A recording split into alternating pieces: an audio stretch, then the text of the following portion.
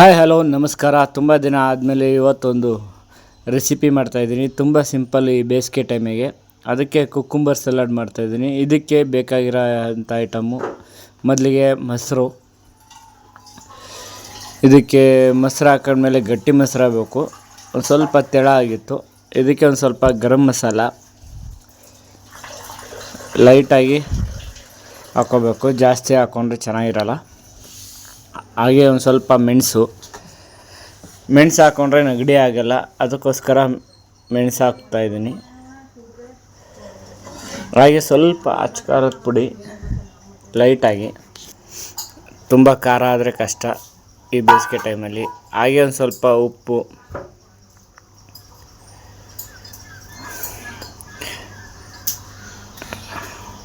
ನಂತರ ನಾವು ಕಟ್ ಮಾಡ್ಕೊಂಡಿರೋ ಸೌತೆಕಾಯಿ, ಹಾಗೆ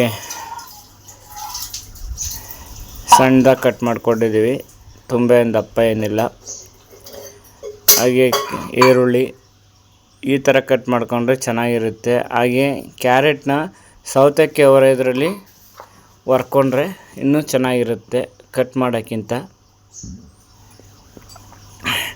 ಹಾಗೆ ಸ್ವಲ್ಪ ಮೆಣಸಿ ತಳ್ಳಂದು ಕಾಳು ಬರುತ್ತಲ್ಲ, ಆ ಕಾಳು ಹಾಕ್ಕೊಂಡಿದ್ದೀನಿ ಖಾರಕ್ಕೆ. ಹಾಗೆ ಕೊತ್ತಂಬರಿ ಸೊಪ್ಪು, ಇದನ್ನೆಲ್ಲ ಚೆನ್ನಾಗಿ ಹಾಕೊಂಡ್ಮೇಲೆ ಚೆನ್ನಾಗಿ ಕಲಿಸ್ಕೋಬೇಕು. ಈಗಲೇ ಹೇಳ್ತಾಯಿದ್ದೀನಿ, ಮೊಸರು ಸ್ವಲ್ಪ ಗಟ್ಟಿ ಇರಬೇಕು. ಗಟ್ಟಿ ಇದ್ದರೆ ಮಾತ್ರ ಚೆನ್ನಾಗಿರೋದು, ತುಂಬ ತೆಳ್ಳ ಇದ್ದರೆ ಚೆನ್ನಾಗಿರಲ್ಲ. ನೋಡಿ, ಫೈನಲಾಗಿ ಈ ಥರ ಬಂದಿದೆ. ಈ ವಿಡಿಯೋ ಇಷ್ಟ ಆದರೆ ಲೈಕ್ ಮಾಡಿ, ಶೇರ್ ಮಾಡಿ, ಕಮೆಂಟ್ ಮಾಡಿ, ಸಬ್ಸ್ಕ್ರೈಬ್ ಮಾಡಿ.